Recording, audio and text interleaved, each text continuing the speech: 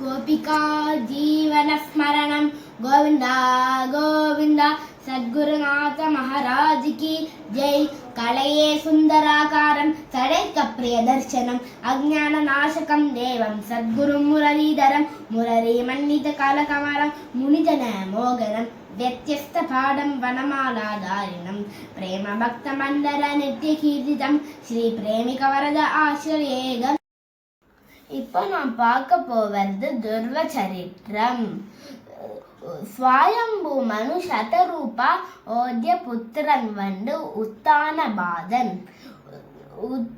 உத்தானபாதனுக்கு 2 பத்னிகள், சுனிதி சுருச்சி.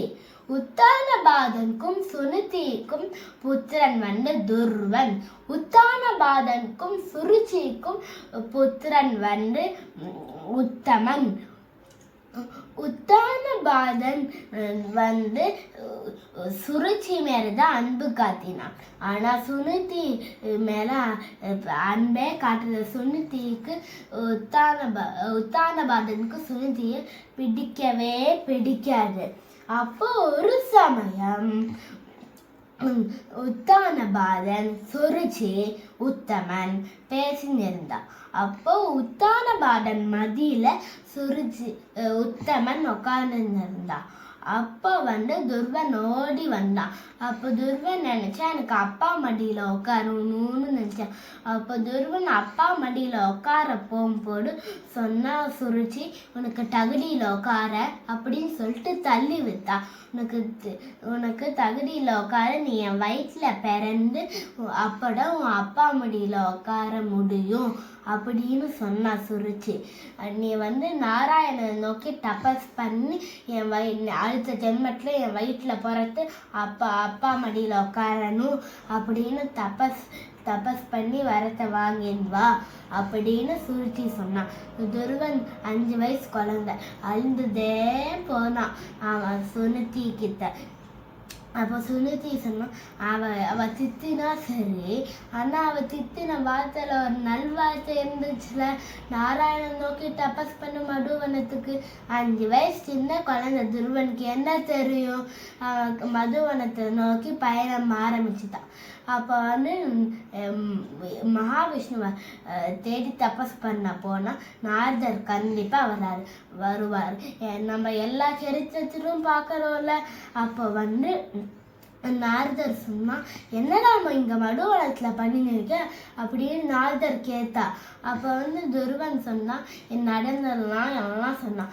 நீ 5 வயசு சின்ன கண்டவனுக்கு என்ன தெரியும்? பிரம்ம ரிஷிகளால தான் தபஸ் பண்ண முடியும் அப்படின்னு நாரதர் சொன்னான். என்னமோ நாரதர் சொல்லி பார்த்தா. ஆனா துருவன் கேட்கவே கேட்கல. நான் தபஸ் பண்ணுவேன் அப்படின்னு சொன்னான். அப்புறம் நாரதர் மகாவிஷ்ணு எப்படி இருப்பாங்க? பிரசன்னவரணே க்ஷணம் சுனாடம் சுத்துவஞ்சாரம் கபோலம் சுரசம்பரம் தருணம் ரமணீயானம் அப்படின்னு ஃபுல்லா சொன்னார். அதுக்கப்புறம் நாரதர் உபதேசம் பண்ணார் துர்வனுக்கு. ஓம் நமோ பகவதே வாசுதேவாய அப்படின்னு உபதேசம் பண்ணான்.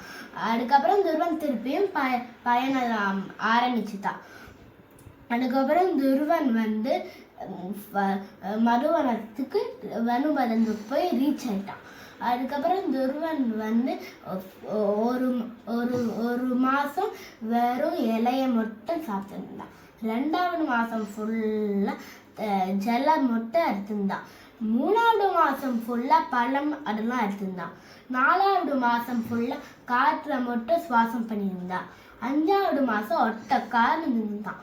அதுக்கப்புறம் துருவன் தபஸ் பண்ணிட்டே இருந்தான். அப்போ தேவர்கள் பூமாதேவருக்குலாம் பூமி அருந்து ஆரம்பிச்சிருச்சு. அப்போ நாராயணன் வைகுண்டத்துல சயனம் இருந்தார். அப்போ தேவர்கள்லாம் புருஷ யுக்தம் இப்படின்னு சொன்னான். ஓம் சகஸ்ரசீருஷா புருஷः சகஸ்ராட்சः சகஸ்ரவாக் சபோமம் விஸ்வதோ விருத்வா அட்யதிஷ்டதசாங்குலம் புருஷ ஏவேதகும் சர்வம் யத்பூதம் யத்பவ்யம் உதாமி தத்வசேஷானः யதன்னேனாதிரோஹதி அப்படின்னு புருஷ உத்தம் பாராயணம் பண்ணி முடிச்சா. அப்போ நாராயணன் சயனத்துலேருந்து எழுந்துச்சு, தேவர்கள் எங்களுக்கு பூமி அதிருது, துருவன் தபஸ் பண்ணி அப்படின்னு சொன்னான்.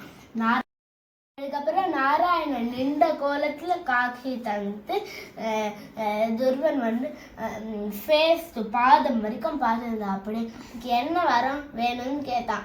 2 வரம் சொல்லுவேன். ஃபேஸ் பாதம் அழுதுண்டே பார்த்துட்டு இருந்தான். அப்படியும் ஒரு நமஸ்காரம் பண்ணிட்டான். நாராயணன் ஏந்துக்கோ சொல்ல வரைக்கும் நமஸ்காரம் பண்ணிட்டேன் தான் இருந்தான். அதுக்கப்புறம் துருவனை நாராயணன் தூக்கி நின்று வச்சான்.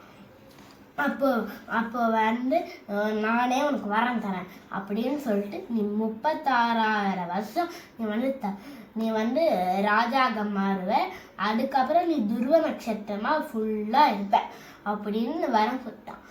அதுக்கப்புறம் நாராயணன் எதுவுமே சாப்பிடல. அதனால பால்கடலேருந்து பாலை கொண்டு துருவனுக்கு நாராயணனே. இப்போ நம்ம துருவ சரித்திரத்துலேருந்து என்ன தெரிஞ்சிருந்தோ தெரியுமா? நம்ம பகவானை நோக்கி என்ன காரியம் பண்ணாலும் அது வீணே ஆவார். பகவான் கண்டிப்பாக அனுகிரகம் பண்ணுவார். கோபிகா ஜீவன ஸ்மரணம். கோவிந்தா கோவிந்தா. சத்குருநாத மகாராஜ் கி ஜெய்.